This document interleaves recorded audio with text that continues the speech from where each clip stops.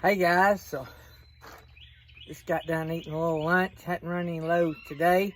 Just hanging out thinking about mowing the yard, but it rained this morning. I don't like mowing the yard right after it rained. That's a mess. So may wait, start working on that tomorrow or the next day. So, but anyway, I see this asked a lot on other channels and stuff, and so I thought I would address it in the only way I know how. And so today's topic is now a good time to get in the hotshot trucking business? Stay tuned, we'll talk about it.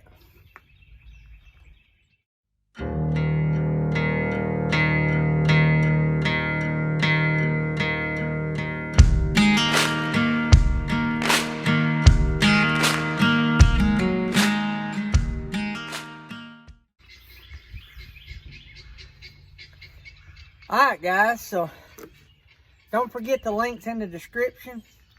The beefjerky.com and the Mytee Products links are below. When you use those links, I get a little bit of a cut, help the channel, you know, and usually you get a discount. You'll never pay more than you normally would, so if anything, you're going to save a little money. So don't forget to go back and watch the Mytee Product giveaway video, which was 2 or 3 videos before this one.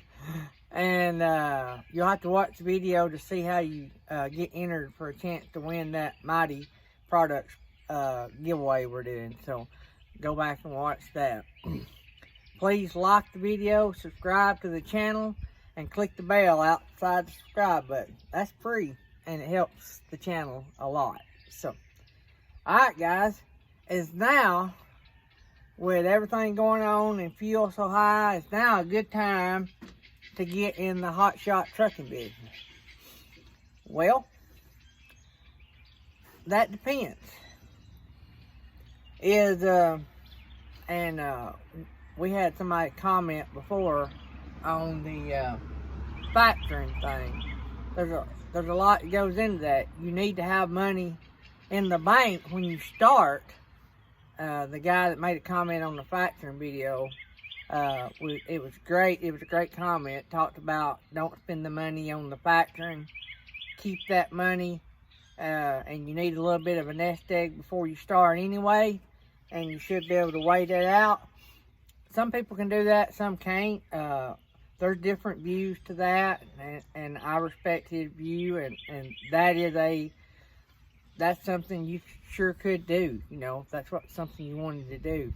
So, but what I'm saying is, what I'm taking out of his comment was, in any business you start, you need a cushion before you start.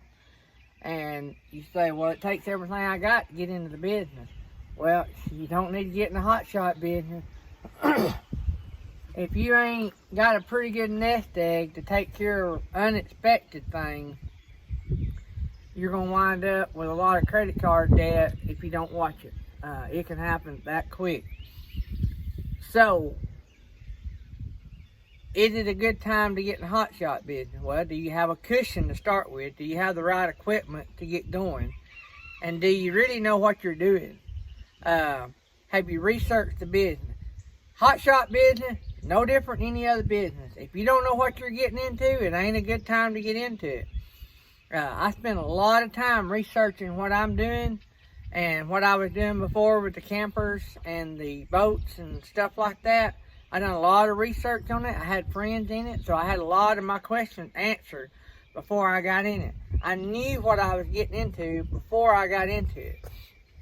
If you don't know that, then you're not ready. What the fuel is has nothing to do with the amount of business there is out there. People say, well, it has all to do with it. The rates are not as good.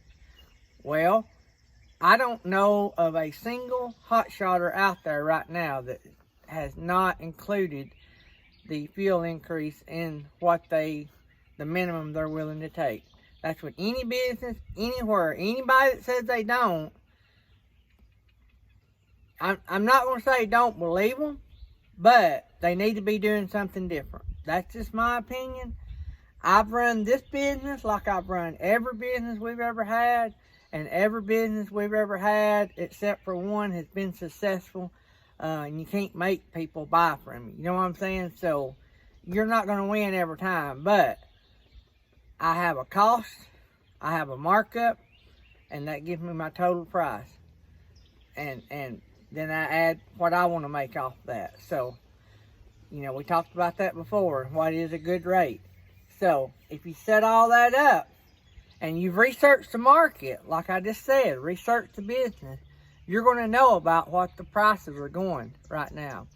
I watched a channel yesterday that said that their loaded, unloaded, combined average rate per mile.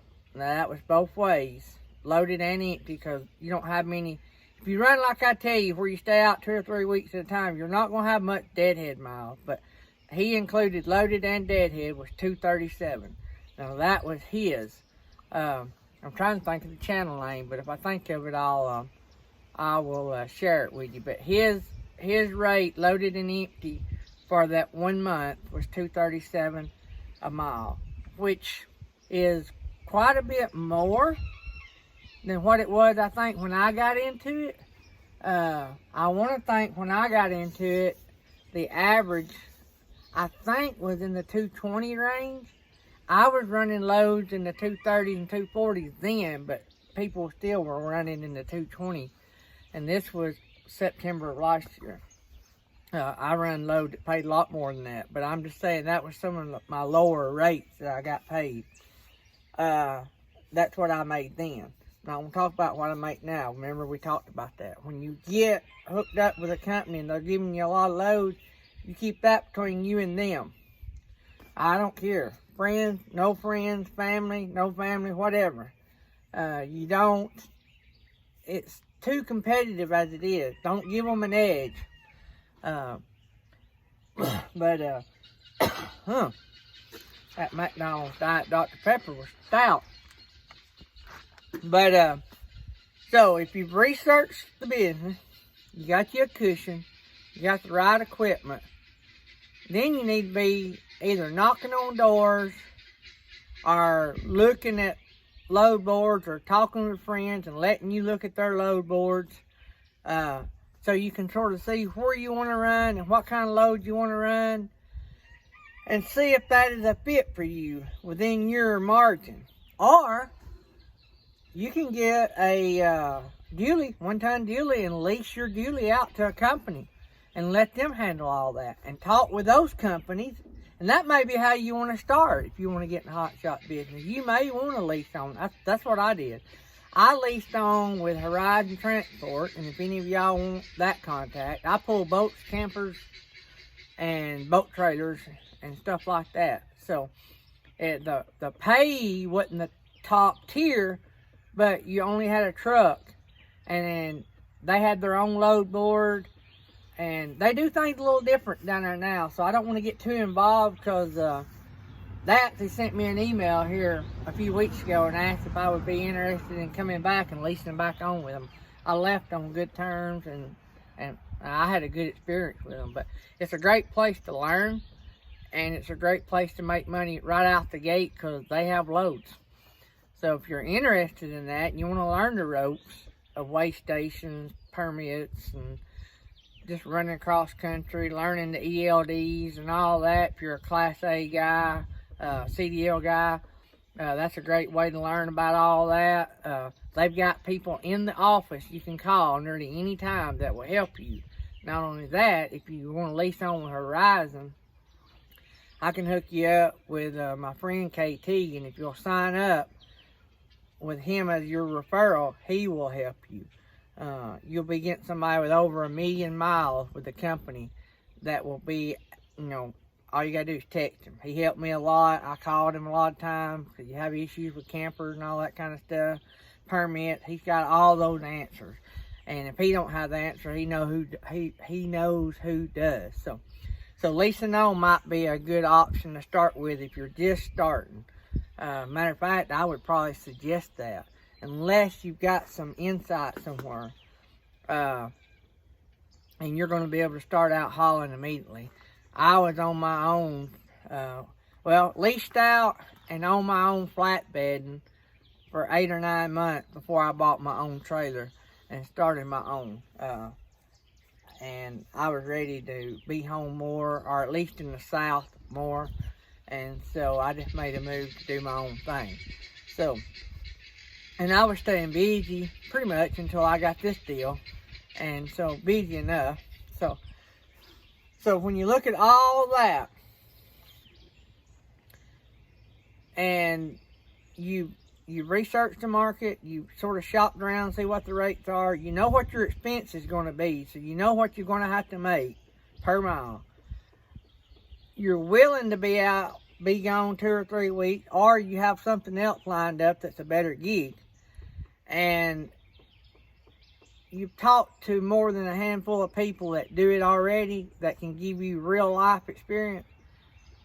When you've done all that, and you got all your numbers in a row, all your ducks in a row, all your equipment in a row, then yes, it's a good time to get in it. There's a lot of guys making close to 200 plus over the road, and guys like me making a really good living local. I won't make what the over the road guys make. I won't do as many loads or miles. I'll do more loads, less miles. I'll get more per mile than they might, but I won't get as much of it. So I won't make as much at the end of the year as over the road guys, but I won't be on the road as much either. I'm gonna be home every night, every weekend. So there's a trade-off, and so I chose to trade off. I'm gonna make a good living. I couldn't get a job out here nowhere making what I'm gonna make. I'm probably gonna make as much this year as my daughter with a 4-year degree. Profit at the end of the year, I'll probably make that if things keep going like it's going, which is a good salary. I got a lot of responsibility, but the money's still good. So get out there, guys, and if you've done all your research, it's just like any other business. It's me personally, I'd pray about it a lot and get a little peace about it. I did before I bought my first flatbed. I did before I started any business. But even when I was going to go from boats and campers to my own flatbed, I done a lot of praying, because I was jumping from a lease company to an owner-operator, and that is a big, big, big, big leap. That's why I don't know if I would recommend going directly from not in the business to owner-operator without having been leased on somewhere in between to learn the ropes a little bit, because it's a new world. If you've never been over the road and you've never done any kind of trucking, it is a new world, and you're going to need a lot of help getting through that first year. So take my advice or not take it, but I would say yes, it's a good time to get in it, but just do your homework first. Alright guys, not going to drag this out any longer.